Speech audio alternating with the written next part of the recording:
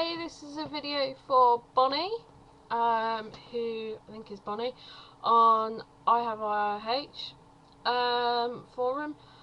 Just a quick, I would write a message, but I'm not really that good at typing, and it's 1 in the morning, and I thought it'd be easy to make you a video because I'm lazy. You're talking about lumbar punctures. I have had not that many. I've had 3 successful lumbar punctures. I did have a real disastrous one, and not that I'm blaming my mum, but I'm not taking my mum. My mum stresses me out a little. My mum stresses and worries, and I picked up on it, and I have a feeling that that's why it didn't work as well. So, a lumbar puncture. I'm not going to go into the technicalities because, to be honest, I don't know them. I know they put something into your back and that's all I need to know. Me personally, I'm very much, if I don't know, it's a lot easier.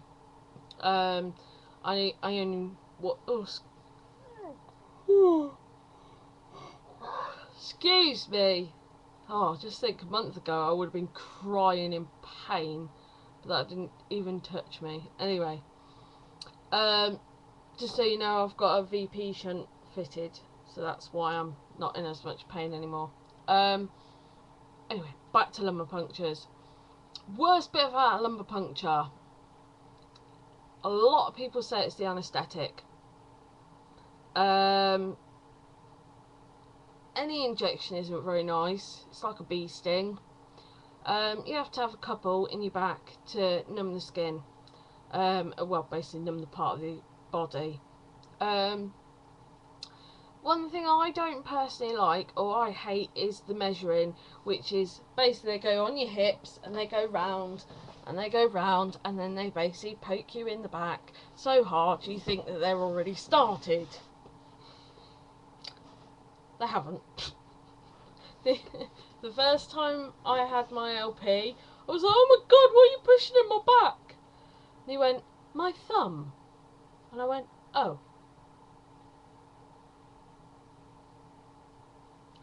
So, that just shows when you're stressed and worried. Best thing is to relax. On my last lumbar puncture, the worst part about it was the laying flat, because my head was just so full.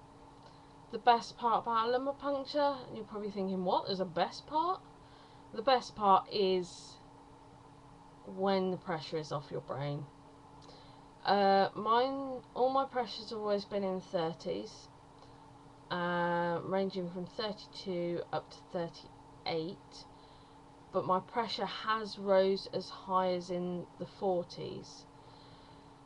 I've found on all the occasions that my pressure's been dropped, which is 3, out of those 3 I had 1 low pressure headache.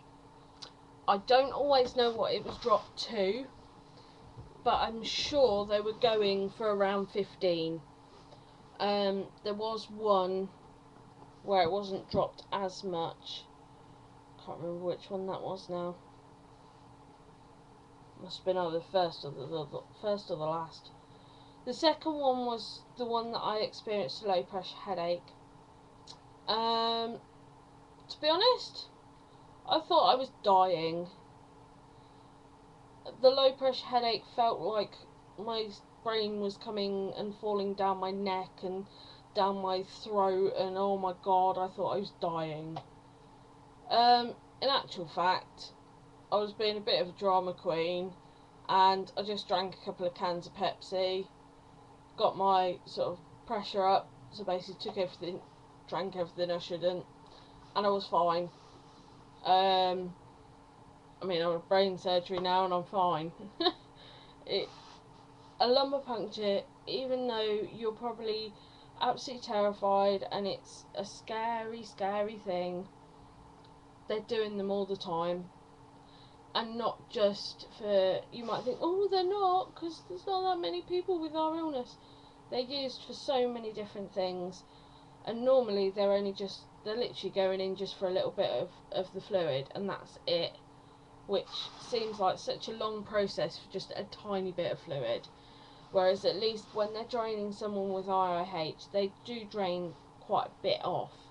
I mean, when I say quite a bit, it might not seem a lot if he shows you, because I was like, is that it? But it is compared to how much they would use if they were testing for meningitis or all the other different diseases that they can test or information that they can get from the spinal fluid. Really, it's keep calm. I've just made a video. If you really want to go in depth and be boring and waste 20 minutes of your life, go onto my YouTube account, because there is a long video that I did a minute ago, and you're more than welcome to watch that. But I thought that, oh my god, you'd all be bored, so thought I'd shut up and start again. I think I've covered the main points in this video. I hope I haven't bored you. I hope I've made you feel a little bit better about it. I compared it in my other video to like having a tooth out. It's not nice. It's like a pushing sensation, and as you can tell, I've had a tooth out. If I had to choose tooth out or a lumbar puncture, it would have to be a lumbar puncture, hands down. Even though you have to lay down for an hour, so it seems a lot longer, it's a lot easier. You get more benefit as well. In my opinion, I do think lumbar punctures are amazing, until I got my VP shunt, and now I love my VP shunt. I hope you find out your pressure, because that's the key thing. That's what you want to walk out of there knowing, and hopefully walk out of there feeling with a lighter head. Not too light though. Make sure they leave some in there. They will leave some in there, by the way. That wasn't me joking. And just really good luck, Bonnie, and anyone else who ever watches this and needs to know about lumbar punctures. I wish you my very, very best, and if I can do it, you can do it, because let's face it, I'm a wuss. But yeah, it's literally the worst part is the pushing, and that's all you've got to remember. It's when they're measuring, that pushing feels like crap. The injections they feel like bee stings, and then everything's numb, you can't feel it. You can just feel the sensation of the pushing, just like when they're taking a tooth out. If you've never had a tooth out and you're about to face a lumbar puncture, I'm really, really sorry, because you won't have any clue what it's like. But I've tried.